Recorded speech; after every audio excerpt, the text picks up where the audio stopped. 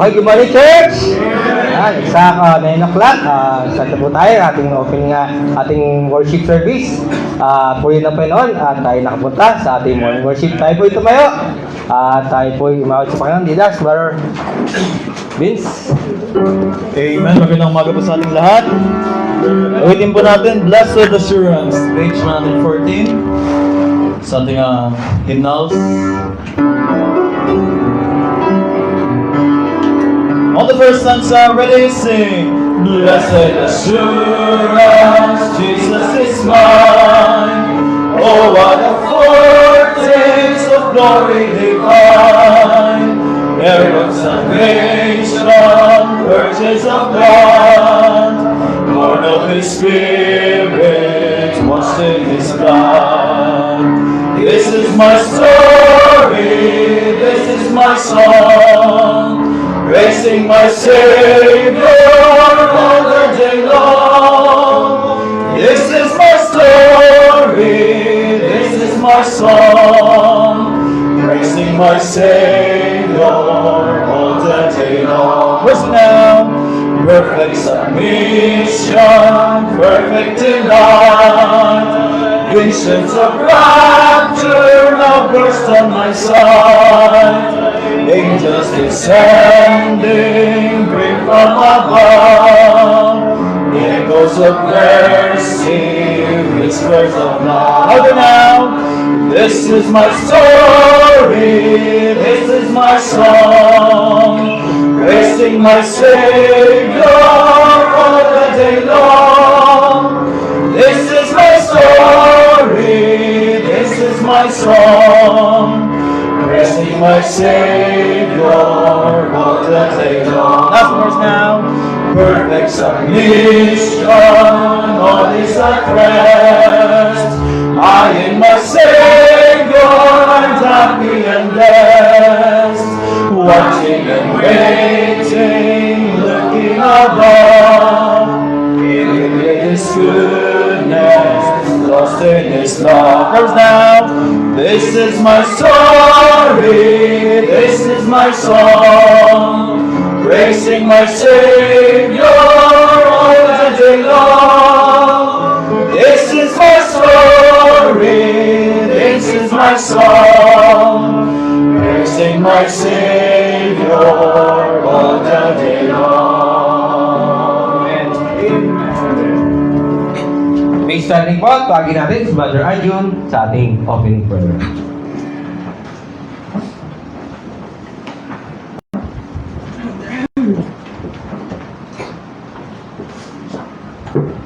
Lahat po tayo manalangin, let's bow our head. Dakilan namin Diyos, muli po ngayong umaga ito, kami po lahat. Salamat sa inyo sa buong pag-ingit niyo po sa bawat member ng simbahan na ito. Salamat po sa lahat ng pagpapala, sa lahat ng blessing Panginoon.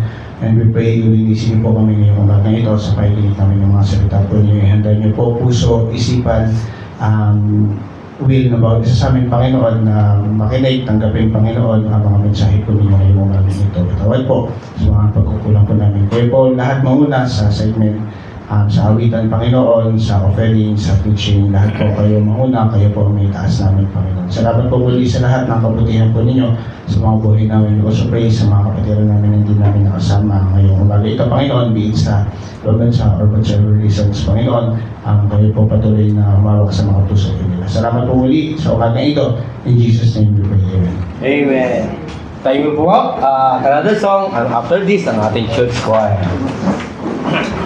Next song po, Heavenly Sunlight, page 92. Medyo bilisan po natin. Amen. On the first stanza, ready, sing.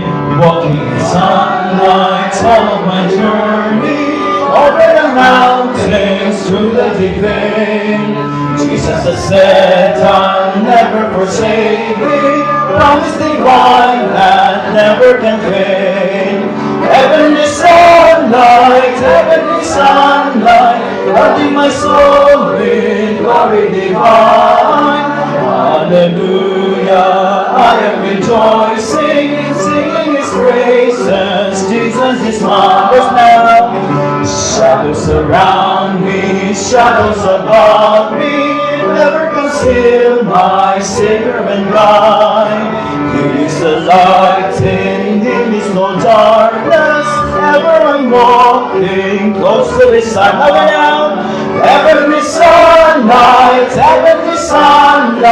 lighting my soul with glory divine. Hallelujah, I am rejoicing, singing His praises. Jesus is my last name. In the bright sunlight, ever rejoicing, pressing my way to mansions above, singing His praises, gladly I'm walking in starlight, starlight of love. Sing now, heavenly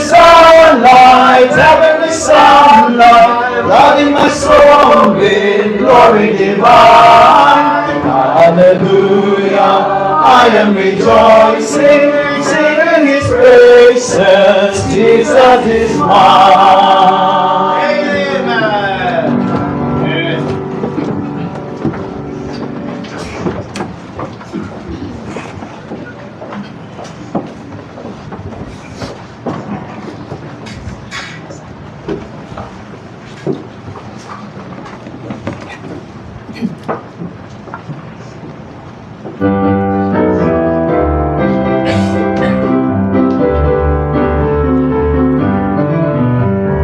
If you're in the battle for the Lord and right, keep on the firing line. If you win the victory, brother, you must fight. Keep on the firing line. There are many dangers that we all must face. If he dies in fighting, it is no disgrace. Cowards in the service shall not have a place. Keep on the firing line. You must fight and be brave against all evil. Never run or evil lag behind. If you will fight for God and right, keep on the firing line. My body for the kingdom, the battle must be won. The trumpet will be sounding, for there is work to do. I'll lay my armor down, take out my rolling crown. I'll walk the streets of gold with my Lord. Oh, I'm on the battlefield for my Lord. Oh, my Lord, yes, I'm on the battlefield for my Lord, my Lord. I promised Him that I would serve Him till I die. I'm on the battlefield for my Lord. Onward, Christian soldiers, marching us to war. With the cross of Jesus going on before. Christ the royal master leads against the foe. Forward into battle, See his banner go. Onward, Christian soldiers, marching us to war. With the cross of Jesus going on before. In the beauty of the lilies, Christ was born across the sea. With the glory in his bosom that transfigures you and me. As he died to make men holy, now he lives to make men free. Our God is marching on. Glory, glory, hallelujah. Glory, glory, hallelujah. Glory, glory, hallelujah. His truth is marching on. His truth is marching on. Hallelujah. Amen.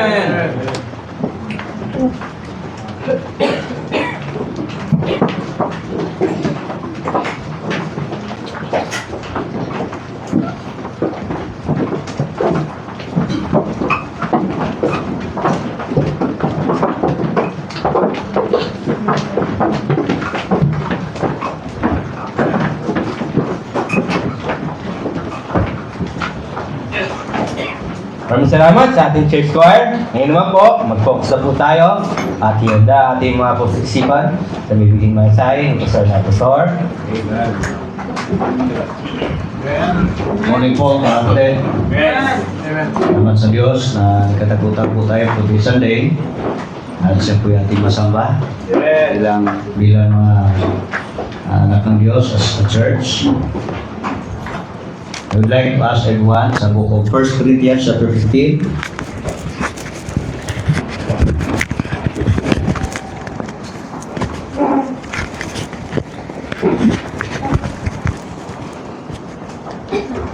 First Corinthians 15, verse 9 and verse 10, please.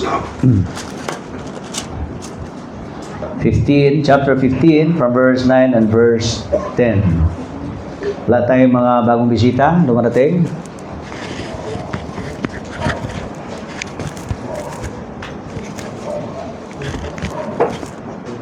Okay, basahin ko rito kapatid, verse 9 and verse 10. For I am the least of the apostles, that am not meet to be called an apostle, because I persecuted the church of God.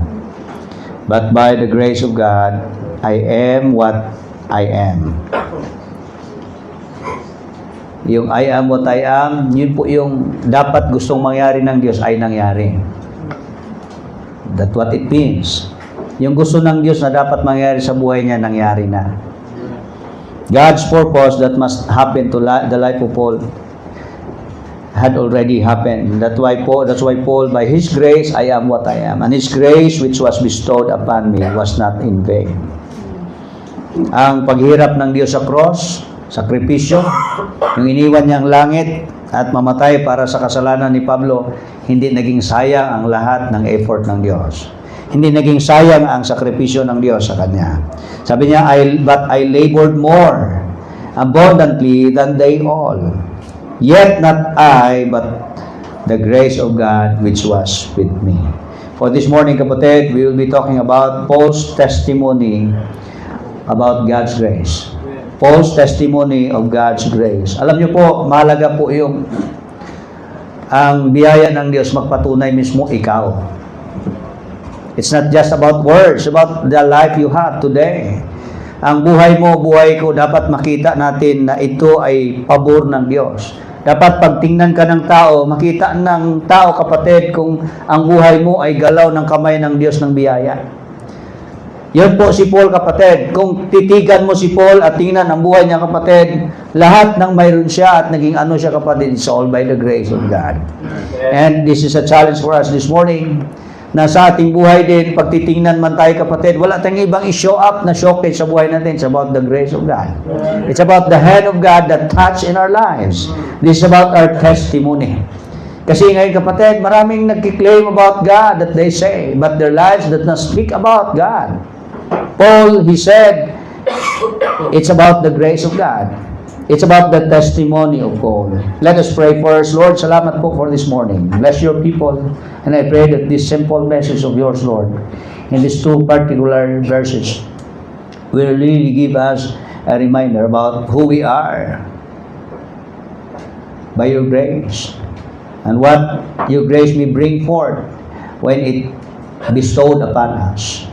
Paul said he was supposedly that he must be as according to what God wills. And for this morning, Lord, we hope na inyong biyaya dalhin kami doon sa disenyo na ayon dapat i-design nyo sa amin. You have created here on this earth and you have saved us for a very purpose. And Paul said, I hit the purpose because of the grace of God bestowed on me. Lord, I pray na lahat kami din, ang inyong biyaya, hindi namin mapunta sa sayang. Bagamat maabot namin yung purpose kung bakit kami biniyaan nyo po, Panginoon. Kaya pagpalain niyo po kami for this morning in this particular passage in Jesus' name. Amen. Okay, kapatid, dalawa pong bagay dito na tinatamaan sa biyaya ng Diyos. As a person, Paul said, I am what I am. Personally, he said, I am what I am. He is talking to himself. He is pointing to himself as a person. Sabi niya, sino man ako today, it's by the grace of God. He can stand firm along with Corinthian church. To stand firm for this church, he said, kung ano ako today, galaw po iyon, kamay ng Diyos yan na kumilo sa buhay ko. It's the favor of God, it's the grace of God. Mahirap tumayo sa ngalan ng Diyos pero hindi makita ang Diyos sa buhay mo. But Paul said, I am what I am by the grace of God.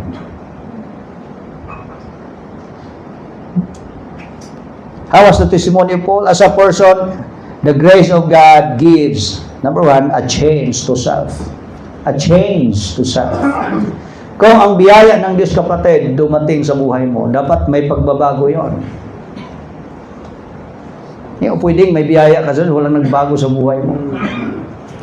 Ang biyaya, ang pabor ng Diyos na dumating sa atin, yun po yung nagpabago sa ating buhay. Hello? Hindi pwedeng ang Diyos, sinabi mong dumating sa buhay mo, ginalaw niya ang buhay mo, tapos walang nagbago. Kung may Diyos kayo, kapatid, na sinabi niyong hindi makabago ng inyong buhay, hindi totoong Diyos yon. But I want you to know, the God of Paul that has been mentioned in the Bible is the same God with me. And could you be able to testify that God that had in you can change you? Could you testify like Paul, personally, I am changed?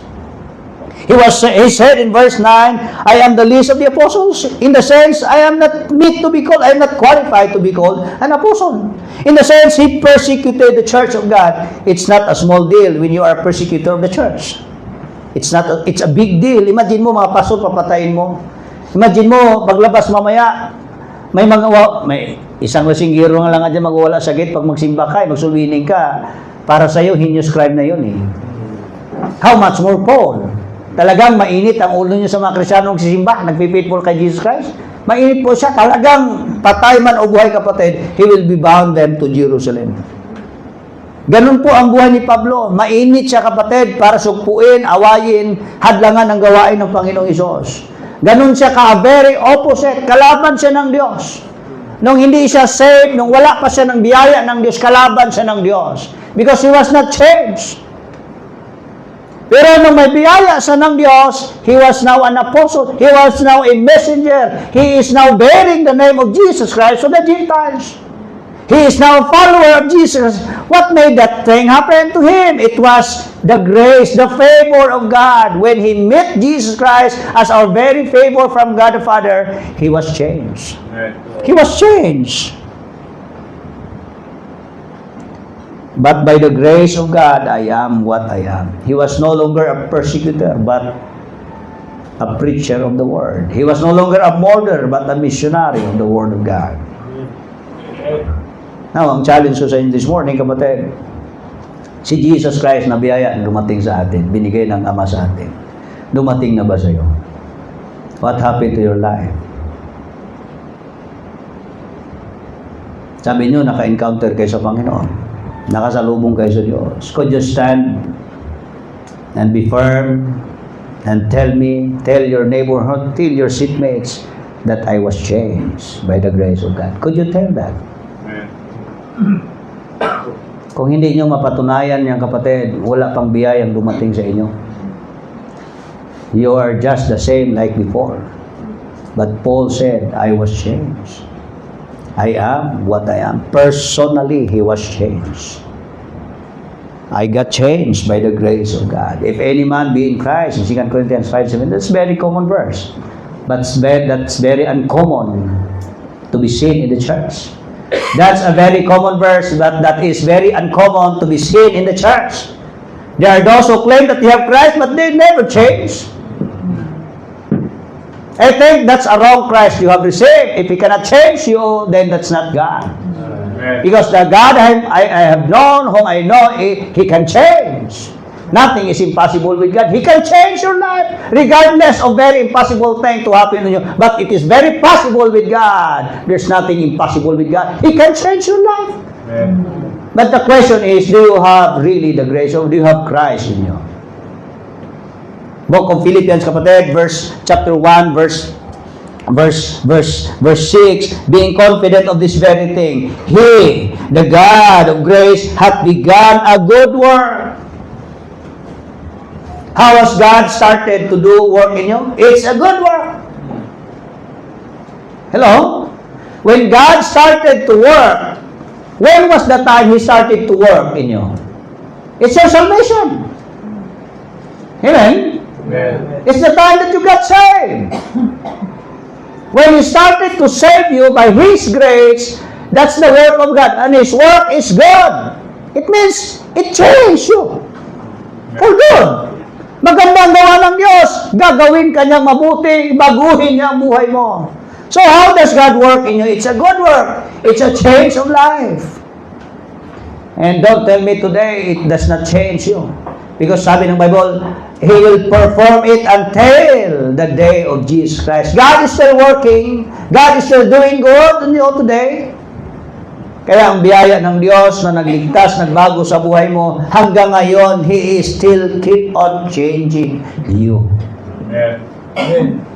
And don't tell me, kapatid, na wala kang biyaya ng Diyos. Kaya ang taong nagbago, binago ang buhay day by day, renewed day by day, yung po yung bakat, marka ng biyaya ng Diyos. Marka po yun na may Diyos ka, may Jesus Christ ka sa buhay mo. Kaya pag walang nagbago sa buhay mo, kapatid, ang buhay mo static, stagnant, hindi moving, may problema sa iyo, kapatid. You have not received the grace of God. Or sabi ni Paul, kapatid, akyat sa chapter 15 na yan, you have just believed in vain. Ano yung believe in vain? Sa chapter 15 na yan, kapatid, verse 2, by which also you are saved, if you keep in memory what I preach unto you, unless you have believed in vain. Hello? Kung nandito kayo, kapatid, nakarinig kayo ng mensahe for long time na nakita nyo na mayroon kayong knowledge about the Bible, about Jesus Christ, and you have not really received the grace of God, you have just believed in vain. Bakit? You have not saved. You don't really believe, you just believe in vain. But Paul said, His grace bestowed upon me was not in vain. Because I was changed. I was changed. It gives a change to self. That's the grace of God. Sabi sa verse 10, and His grace which was bestowed upon me was not in vain. Because I labored more abundantly than they all. Yet not I, but the grace of God which was with me. Before he met Christ, before he received the grace of God, he was a persecutor. He was a hindrance to the work of God. He was an enemy of God and His Word. He was an enemy to the church. He never loved the church. He never loved the Lord Jesus Christ. He never worked for Jesus Christ. He never came to church to be part and blessing the church. He came to church but to destroy the church. That's the time before he met the Lord. That's the time before he does not have the grace of God.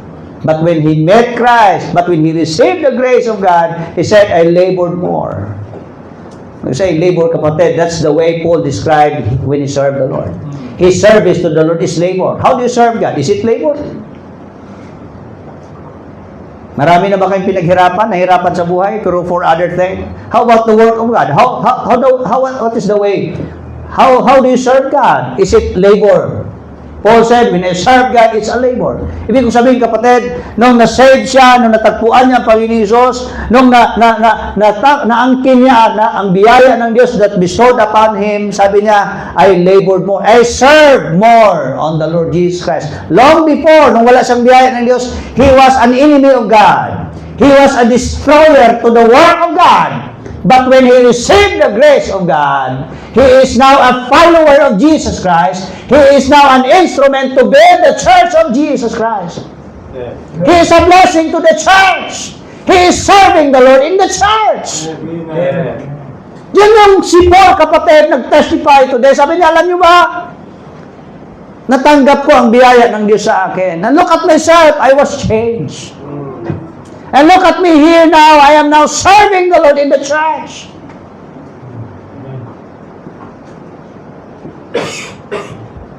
Could you stand up and testify that you have the grace of God?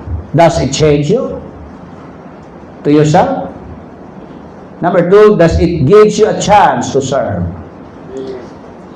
It gives a change to serve.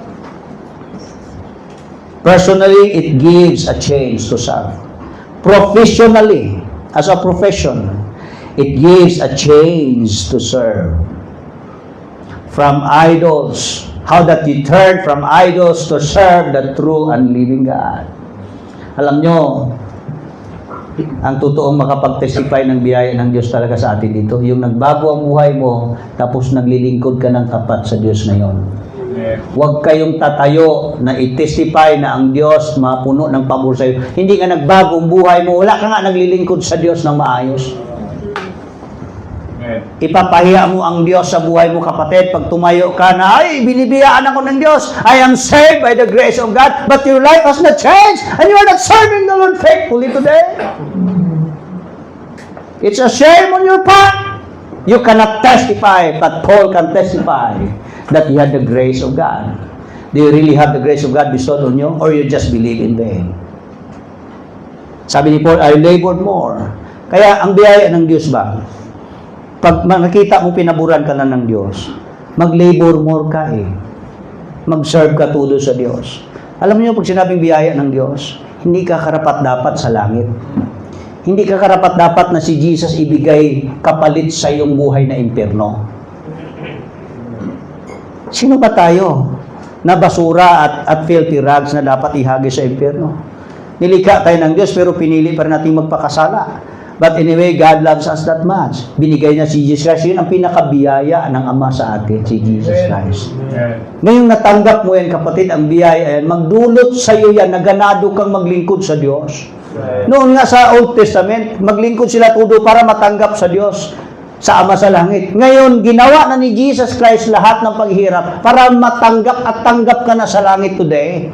Ibig sabihin lahat, ginawa na ng Diyos ng pabor kasi hindi natin kayang gawin yun. Eh ngayon, pawala ka sa paglilingkod mo. But Paul said, ang biyaya nagdulot sa akin, yun ang nagbigay sigla sa akin na maglingkod ako todo sa Panginoon. I labored more. Huwag yung tumatagal ka, papalya ng papalya paglilingkod. Habang lumalaki at naintindihan mo gaano kalawak ang biyaya ng Diyos, kapatid, yung hindi tayo deserve sa biyaya ng Diyos, the more mo maintindihan, the more mo magganado ka mag-serve sa Diyos. I labored more. Kaya ang biyaya ng Diyos, hindi yan magdulot sa atin na maging sakim. Ang biyaya ng Diyos, hindi yan magdulot sa atin ng influence, ng effect, na lalo tayong mag-uhaw sa mundo. Pag biyayaan ka ng Diyos, lalo yung mag-effect sa'yo, na lalo kang gana mag-serve sa Kanya. Dito sa atin iba eh. The more biniyayaan ng Diyos, the more na uhaw sa mundo. Hindi po ganun ang epekto ng biyaya ng Diyos. Kasi ang biyaya ng Diyos na nagligtas sa atin, ang bunga niyan ay ganadong maglingkod sa Diyos. Imagine mo, bukas ng langit sa'yo, libre na dahil sa sakripisyo ni Kristo. Imagine mo, wala ka nang alalahaning impyerno naghintay sa'yo, kapatid. Diba, the best na yun, grabing pabor ng Diyos na binigay sa atin. Anong may dulot sa atin? Selfishness, greediness, kapatid, pleasures of the world. It must not be, Paul said, nung dumating ang biyaya pabor ng Diyos, lalo akong gustong mag-serve todo sa Diyos. I labored more. Dito, pag dumarami na ating ministry, nagre-reklamo na tayo. Pag pagod na, re-reklamo na tayo. Pag hindi na kaya, anong gusto mo, kapatid? Bayaran mong kasalanan mo sa impyerno? Or sapat na yung nilibre ka ni Kristo sa buhay niya at may langit na gintay sa iyong buhay na walang hanggan. Araw-araw binubuhay ka, binigyan ng church para ihanda mo ang sarili mo pagharap sa Diyos, you will be rewarded in heaven. Diba ganun tayo ka mabiyaya galing sa Diyos. Tapos pagbigyan ka ng bukas na pintuan para mag-serve sa Diyos, magre-reklamo ka, aangal ka. Gaano ba ka-labor ang ginagawa mo? Hindi ka pa nga kinatay eh. Ministry, ano bang ministry mo sa church? Ano bang trabaho mo sa Diyos? Is it labor? You have not labored yet. You have not labored yet. But Paul said, itong biyaya ng Diyos, it cost me to labor more. It is not just labor more, but abundantly. Kung sabing abundantly, kapatid, it what? Lalong sumasagana. Tumatagal ka sa church, dapat gumagana, umaangat ang level ng excellency ng iyong paglilingkod sa Diyos. Yung tumatagal ka, tumatabang ka, tumatagal ka, naging lukewarm ka, tumatagal ka, naging kalawangin ka, kapatid. Hindi ganyan ang dulot ng biyaya. Dapat makita mong gaano kabuti ang Diyos para lalo kang ganado. Today is Sunday. I hope you have seen His grace from the last days. I hope from the last Monday, Tuesday, Thursday, hanggang Saturday kahapon, nakita mo ang Diyos ay puno ng pabor sa iyo. And that you are excited to come this day. Lord, I want to worship you. I want to glorify, I want to please you, Lord, because you are so favorable on me. Amen. It gives a chance to serve. It gives a chance to serve. Kaya ang biyaya ng Diyos ngayon, ganado ang pagkakataong mag-serve sa Diyos. Hindi tayo nag-serve sa Diyos dito, wala nagkautang ang Diyos sa atin. No? Dami nating utang sa Diyos, hindi natin kayang bayaran. Kaya panahon itong maglingkod, babawi sa Diyos. Anyway, kahit sunugin mong buhay mo, kapatid, kahit katayin ka rito, ibigay mo buhay mo, hindi ka mo kaya siyang bayaran. Kasi ang kaya mong bayaran ng kapatid, walang hangganang kamatayan sa impyerno. But God made Himself to have it on your part. Siya ang namatay para sa iyo. So how do you serve God today? Paul said, it gives a chance on me to serve. It is a chance. Kaya ang bukas na pintuan sa simbahan, ang bukas na gawain, it is a chance. It is an opportunity. Serving the Lord is an opportunity. Amen. We didn't deserve to be in the kingdom of God. Who are we? But God said, we are in the royal priesthood. We were considered in the bloodline, royal king line of Jesus Christ. Imagine mo pagdating sa langit, kung sino si Jesus Christ, under ka dyan sa ilalim ng pagkilanlan niya na mag-serve sa Kanya.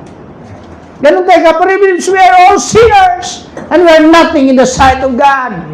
Kaya hindi bagay sa iyong mayabang, maldito at maldita sa gawain. Hindi bagay kasi ikaw, kapatid, pag-ubarang ka ng Diyos, kapatid, impyerno ka, you are nothing but in hell. Amen. Tapos binalutan ka lang ng balat na makintab, nakapag-shampoo ka lang na maganda, makabihis ka lang at may sadang, yabang mo na kapatid. That's not! Life is not consist of faith that you have possessed today. It's about Jesus Christ that you possess today. Do you have everything in this world but you have no pleasure in nothing? You'll be in hell. You'll be rotting in hell, kapatid. But praise the Lord, we have Jesus Christ. Amen. Amen. He's more than enough. What you're looking for, if you have Jesus Christ.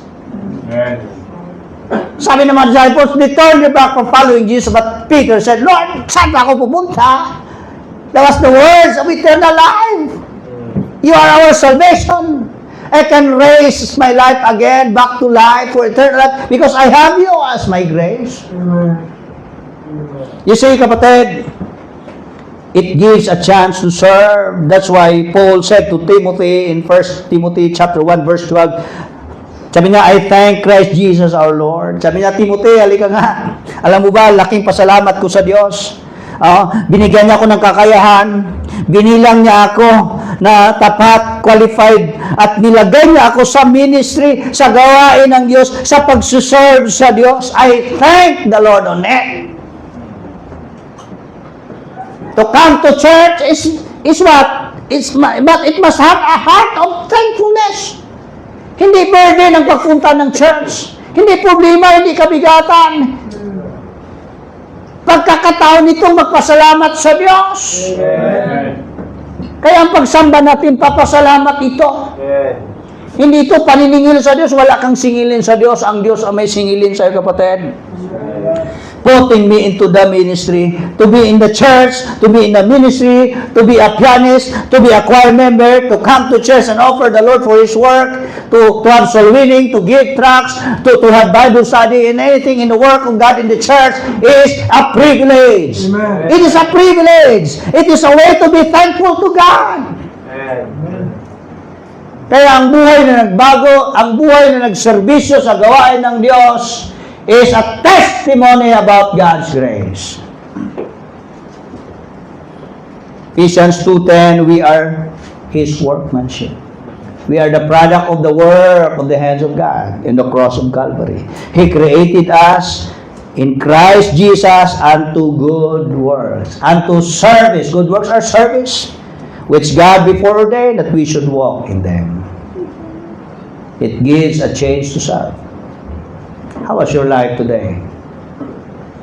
Kung sinabi niyong tumanggap kayo sa Panginoon nung araw na yon, pero wala namang diferensya between before mo siya tinanggap at after tinanggap mo siya, wala naman nagbago. Wala kang totoong biyaya ng Diyos. Kasi ang biyayang alam ko sa Bible na si Jesus Christ, He can change you. Amen. He can change you. Kaya minsan, ating pagkakristyano, wala tayong lakas na loob tumayo. Wala ka mang tayuan kasi wala naman kang panindigan. Kasi wala naman nakita sa nagbago sa buhay mo. Huwag mong pilitin magbagong buhay mo, kapatid. Hindi mo talaga magawa yon. Biyaya lang talaga ng Diyos ang makapagbago sa iyo. Si Kristo lang makapagbago sa iyo. Siguruhin mo may Kristo ka. Siguruhin mo ang biyaya sa iyo that has really been bestowed on you. Or else, in verse 2, sabi niya, you just believe in vain. Wala naman palang sa yung paniniwala mo, hindi naman pala totoo yan eh. Wala naman nagbago sa iyo. At ang realization, kapatid, sabi ni Paul, you can see my life today, I am now serving the Lord. Sabi niya, I labor more abundantly than they all. Anong than they all? Sa school, gusto mong mas taas ang grade mo, di ba? Tama ba? Sa church, alam mo yung competitive na spirit sa bata pag mag-aral? Na kung pwede lang, ako ang maging first. Ako ang first honor. Di ba magandang espiritu yun? Ibig sabihin, gusto niyang mag-excel, gusto niyang maging mataas ang kanyang pag-aaral, maayos. Sa church, masarap pag may ganung membro. Sabi ni Paul, maglingkod ako, labor pa yon, more pa, abundantly pa. Labor na, sakripisyo, more pa, maraming sakripisyo, abundantly, sumasagana ang sakripisyong dami ng kanyang paglilingkod. Than they all. Ibig sabihin, competitive. Sabi niya, kung may makita akong magaling na church member maglingkod, anuin ko yan, highlight sa akin yan, aangatan ko pa yon. Hello? Sabi niya, kung may matalinong classmate ko dito, tataasan ko pa yung talino niya. Mas gagalingan ko. Ang tawag yan, competitive spirit. Ibig sabihin, mag-search ka, maglingkod ka sa Diyos, ano mo kapatid, yung pang-ano ka ba, pang-bato ka ng internasyonal. Di ba yung mga singers nga ng mga international, ano talaga, grabing pag-practice nila, grabing pagsisipag nila para maganda ang output. Yung mga mag-serve ka sa Diyos, galingan mo todo na pang-kompetensya talaga ang pag-serve mo. Para bang nang-apply ka, tapos ang laki ng sahod, pero isa lang papasukin, tapos 10 kayo. Siyempre, mag-demo kayo ngayon, di ba?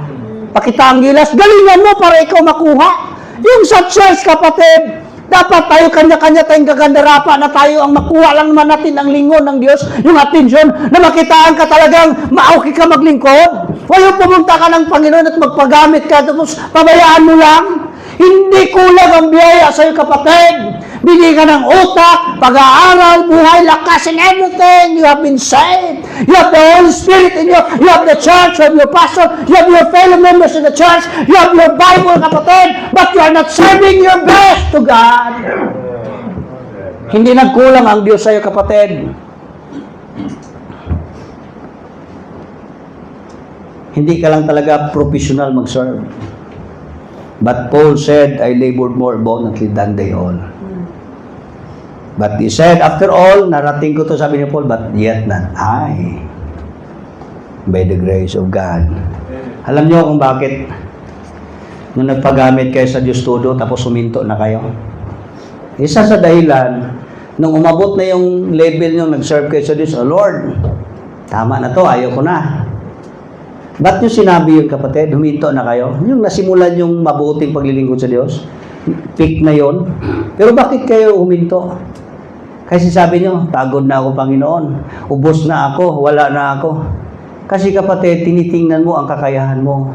Si Paul sabi niya, tinitingnan niya ang biyaya ng Diyos. Tinitingnan mo kasi ang kakayahan, Lord. Sabi mo, hindi ko makagawa niya, Panginoon. Ano lang, mahina ako. Gideon, Panginoon, ako, hindi ko kaya yan, Panginoon. Dami nila eh. Si Joshua, Lord, ang lalaki ng mga giants na, tapos pasaway itong mga Israel. I am what I am. Huwag niyong limitahan ang biyaya ng Diyos, kapatid. Huwag niyong limitahan ang biyaya ng Diyos. It's a challenge for this morning.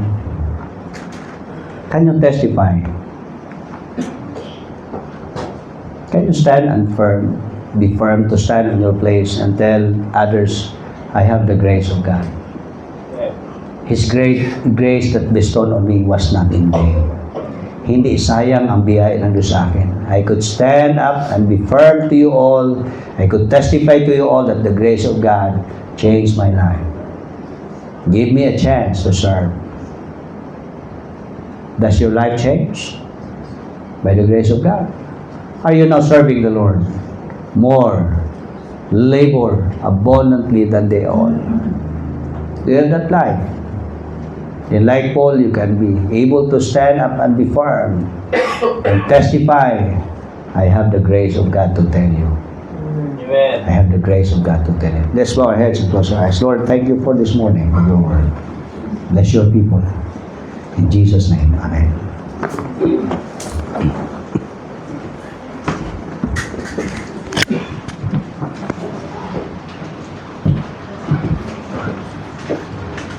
Salamat, Pastor, sa mensaheng inyong pinayag. God bless, Church! Okay, prepare natin ang ating mga tithes and offering. Tuwagin po natin si Brother Barry at si Brother LJ.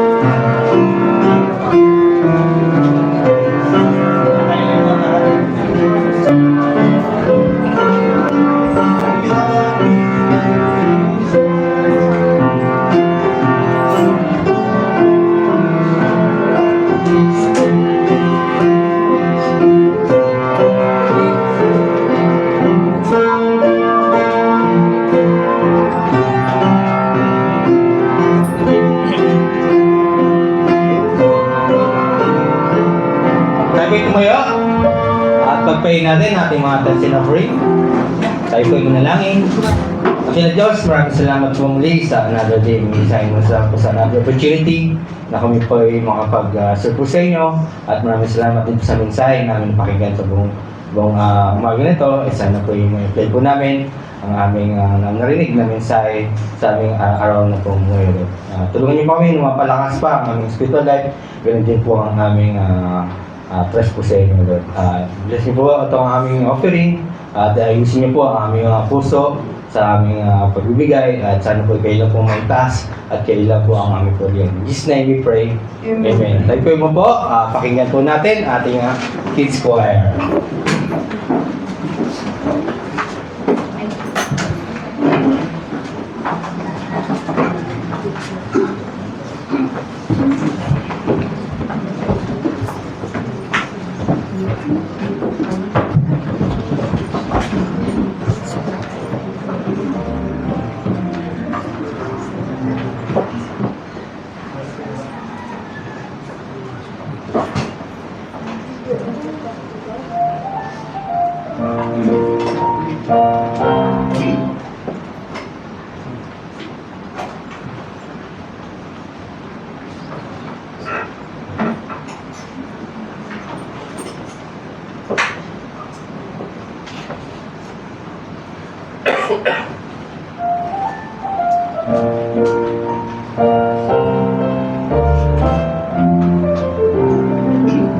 Did you ever talk to God? Tell him that you need a friend to love. Pray in Jesus' name, believing that God answers prayer. Have you told him all your cares and lost every tiny little fear? He knows you will always hear, and he will answer prayer. You can whisper in a crowd to him. You can cry when you're alone to him. You don't have to worry about to him. He knows your thoughts. On a lofty mountain peak, he's there. In a meadow by a stream, he's there. Anywhere on earth you go, he's been there from the start. Find the answer in his word, it's true. You'll be strong because he walks with you. By his faithfulness to change you do. God answers prayer.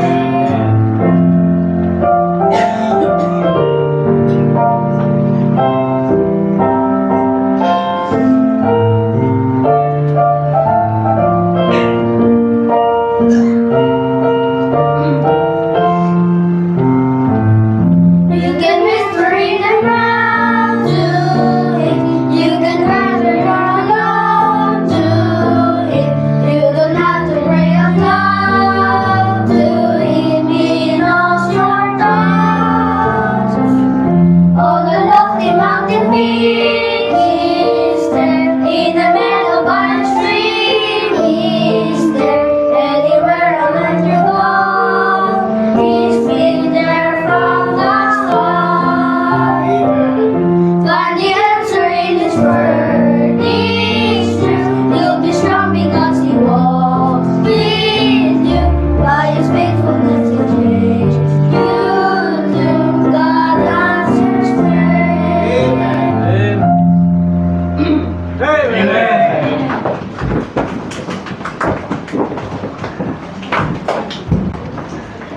Maraming salamat sa ating kids choir. Mamaya po, balik po tayo mamaya 6 o'clock sa ating evening worship. Tayo po tumayo at pagiging natin si Brother Dennis sa ating closing prayer.